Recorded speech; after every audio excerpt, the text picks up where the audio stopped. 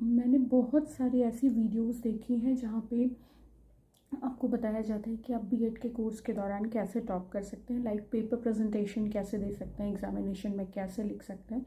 तो मैं यहाँ आपको बताना चाहूँगी कि सिर्फ एग्ज़ामिनेशन के लिए प्रिपेयर करके ही आप पूरे बीएड कोर्स को एक्सेल नहीं कर सकते, टॉप नहीं कर सकते। देखिए, एग्ज़ामिनेशन जो रिटन आपका एग्ज़ामिनेशन होगा, जो सेमेस्टर्स होंगे, वो बहुत ज़्यादा मार्क्स कैरी करते हैं। उसमें आपका अच्छा प्रेजेंटेशन, अच्छा नॉलेज होना बहुत ज़रूरी है। बट बीएड एक ऐसी ट्रेनिंग है, एक ऐसी कोर्स है जहाँ पे आपको और भी बहुत सारे चीज़ों में इन्वॉल्व होना होगा, उसकी नॉलेज होनी चाहिए।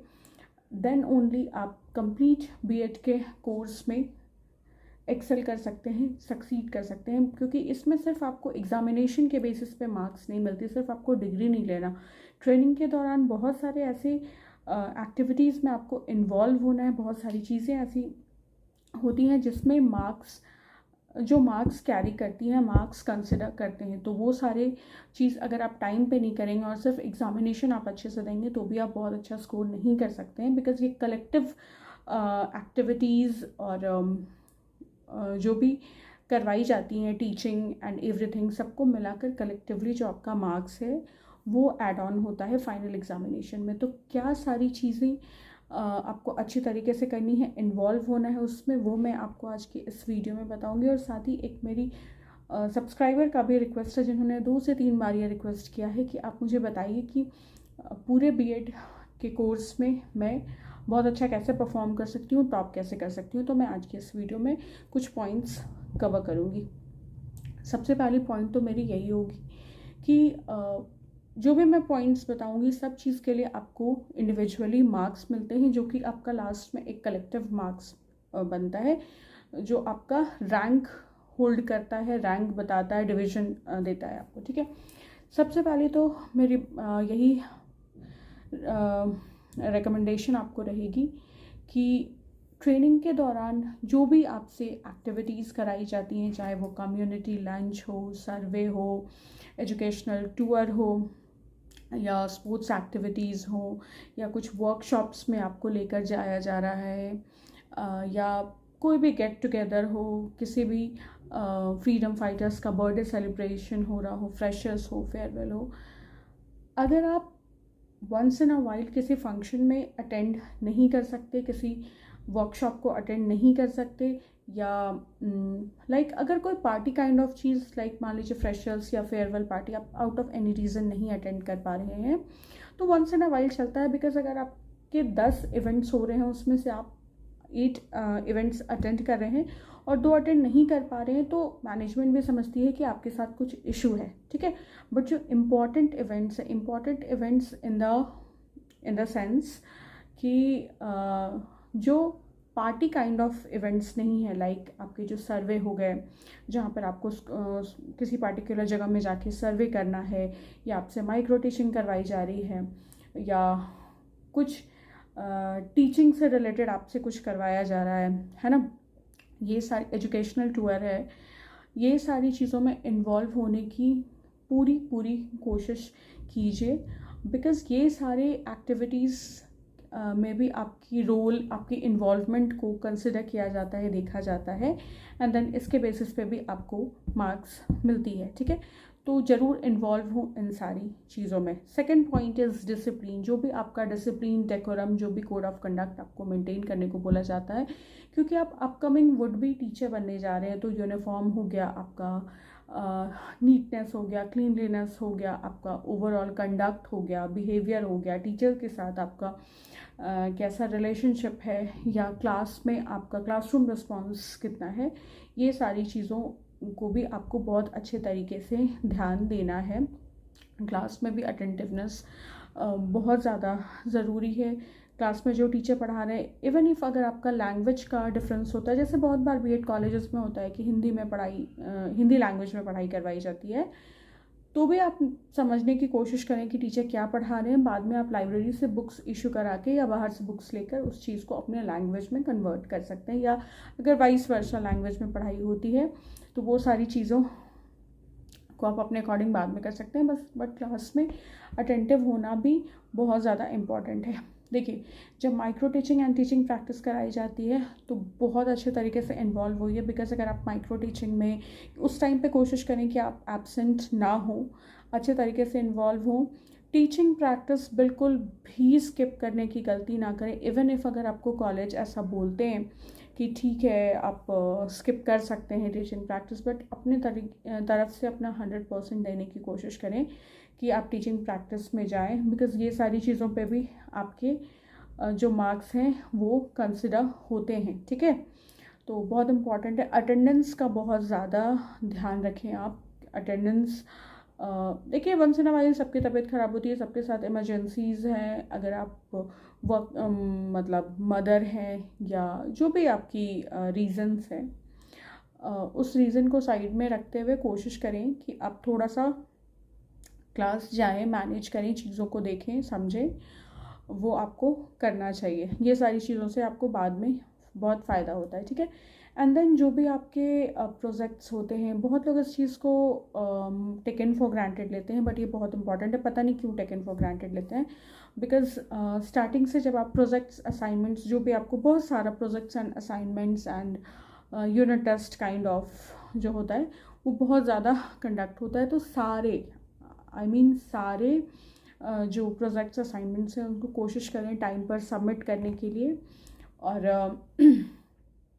जो भी आपके यूनिट टेस्ट, सेमेस्टर्स होते हैं, एग्जामिनेशंस होते हैं, वो सारे जो भी बेस्ट ऑफ 2 का जो भी आपका मार्क्स ऐड होता है, तो कोशिश करें आप तीनों एग्जामिनेशंस देने की। जैसे 3 यूनिट टेस्ट हुआ तो उसमें से बेस्ट ऑफ 2 का मार्क्स जो है ऐड ऑन होता है। तो बहुत लोग ऐसा करते हैं कि 2 यूनिट टेस्ट देकर 3rd वाला यूनिट टेस्ट स्किप कर देते हैं। तो आई डोंट थिंक कि आपको ऐसा करना चाहिए। आप तीनों यूनिट टेस्ट दें, उसमें जो बेस्ट 2 होगा उसका मार्क्स आपका ऐड होगा, ठीक है। एग्जामिनेशन में आपको कैसे देना है, क्वालिटी प्लस क्वांटिटी, ये मैंने बहुत बार अपनी इंडिविजुअल वीडियोस में बताया है, तो वो आप मेरे प्लेलिस्ट से जाके चेक कर सकते हैं। यहाँ मैं बस इतना बोलना चाहूँगी कि लॉन्ग क्वेश्चन आंसर्स पहले करें, अच्छे से प्रिपेयर करें। एग्जामिनेशन के पहले लॉन्ग क्वेश्चन आंसर्स को लिखने का प्रैक्टिस करें घर पे, बिकॉज आपका स्पीड बहुत सही होना चाहिए। कितने क्वेश्चंस आप कर रहे हैं, कितने मार्क्स के कर रहे हैं, और क्वेश्चंस का जो आप आंसर कर रहे हैं वो एक क्वेश्चन आप कितने देर में लिख रहे हैं, मतलब क्या टाइम ड्यूरेशन में आप लिख रहे हैं, ठीक है। तो वो टाइम मैनेजमेंट बहुत ज़रूरी है। 5 to 7 पेजेस इनफ है 16 मार्क्स वाले जो आपके लॉन्ग क्वेश्चंस होते हैं उसके लिए। सबसे इम्पॉर्टेंट होता है पेजेस से भी ज़्यादा, यानी कि क्वांटिटी से भी ज़्यादा इम्पॉर्टेंट होता है कि आप कैसे कॉन्सेप्चुअलाइज्ड आंसर लिख रहे हैं। लाइक आप स्टार्टिंग कैसे कर रहे हैं, कोटेशन से स्टार्टिंग कर रहे हैं, देन आप मीनिंग, डेफिनेशन, कैरेक्टरिस्टिक्स और फिर जो मेन सब्जेक्ट मैटर है वो बता रहे हैं, पॉइंट्स पे आंसर दे रहे हैं, ग्राफ्स, फ्लो चार्ट्स, डायग्राम्स, ये सब के थ्रू अपने आंसर्स को, डेटास के थ्रू अपने आंसर्स को प्रेजेंट करें, कंक्लूजन के थ्रू आप अपने आंसर को एंड करें। ये सारी चीज़ें बहुत ज़्यादा मैटर करती हैं। और जो एक्टिविटीज़ वगैरह वाली बात मैंने बताई, एजुकेशनल टूर बताई, उसकी फ़ाइल आप टाइम पे सबमिट कर रहे हैं। एंड देन जो भी सर्वेज़ वगैरह हो रही हैं, क्योंकि ये सब बहुत ही ज़्यादा इंपॉर्टेंट एक्टिविटीज़ है। इवन इफ़ अगर आपको बीच में कहीं पर ले करके जाया जाता है किसी वर्कशॉप के लिए, तो वो मेक श्योर करें कि आप वो अटेंड करें। टीचिंग प्रैक्टिस के दौरान भी आप अपना लेसन प्लान हमेशा कंप्लीट रखें, टाइम पे रखें, ताकि जो आपके रिपोर्टिंग टीचर हैं वो उसको साइन कर सकें। टीचिंग एड्स आपका कंप्लीट होना चाहिए, तब जाकर आपको वहाँ से रिलीविंग लेटर मिलेगी अपनी स्कूल से जहाँ पे आप पढ़ाएंगे, और आपको सर्टिफिकेट भी मिलेगी। तो वहाँ पे भी आपका कोड ऑफ कंडक्ट अच्छा होना बहुत ज़रूरी है। अपने सब्जेक्ट मैटर पे कमांड रखें ताकि आपको पढ़ाने में कोई भी डिफ़िकल्टी ना हो और आपकी कंप्लेन ना जाए, क्योंकि टीचिंग प्रैक्टिस पे भी आपको मार्क्स मिलती है, आप कितने अच्छे से पढ़ा रहे हैं। ये सारी चीज़ों पे आपकी फ़ाइल्स पे मेनली बेसिकली बहुत ज़्यादा ध्यान रखें। फ़ाइल्स को टाइम पे जमा करें, बहुत अच्छी प्रेजेंटेशन, नीटनेस एंड क्लीनलीनेस के साथ उसको जमा करें। क्वालिटी कंटेंट होना चाहिए। वाइवा वगैरह जब होता है आपका फाइनल एग्जामिनेशन में सेमेस्टर्स के समय, उस समय भी आप जो भी टॉपिक पे लेसन प्लान बना रहे हैं उससे रिलेटेड आपको सारी चीज़ें जो भी आपने मेंशन किया है अपने फाइल में उसके बारे में आपको कंप्लीट नॉलेज होना चाहिए। टीचिंग एड्स का नॉलेज होना चाहिए, क्या कुछ बेसिक नॉलेज होनी चाहिए, क्या टीचिंग टेक्निक्स के थ्रू आप अपने बच्चों को पढ़ाते हैं, ये सारी चीज़ें, बिकॉज जो एक्सटर्नल है वो आपसे कुछ भी क्वेश्चन कर सकते हैं। तो ये सारी चीज़ों का आपको बहुत अच्छा नॉलेज होना चाहिए। सिर्फ एग्ज़ाम एग्ज़ाम एग्ज़ाम बोल के आप बीएड में मार्क्स नहीं ला सकते। जब तक आप ओवरऑल इन्वॉल्वमेंट नहीं दिखाएंगे सारी चीज़ों में, जो भी एक्टिविटीज़ लाइक प्लांटेशन होती है, स्पोर्ट्स की एक्टिविटीज़ होती हैं, बहुत सारी चीज़ें होती हैं, हर कॉलेज की अपनी अलग अलग होती हैं। कई जगह टीचिंग, म्यूज़िक, फिर बहुत तरह का स्टेज परफॉर्मेंसेस वगैरह भी होता है, तो उसमें बढ़ चढ़ के हिस्सा लें। सबसे इम्पॉर्टेंट हो जाता है टीचिंग प्रैक्टिस आपका, micro teaching, lesson plan, teaching ads और जो फाइल्स प्रोजेक्ट्स एंड असाइनमेंट्स की होती है, ये बहुत ज़्यादा इम्पॉर्टेंट है।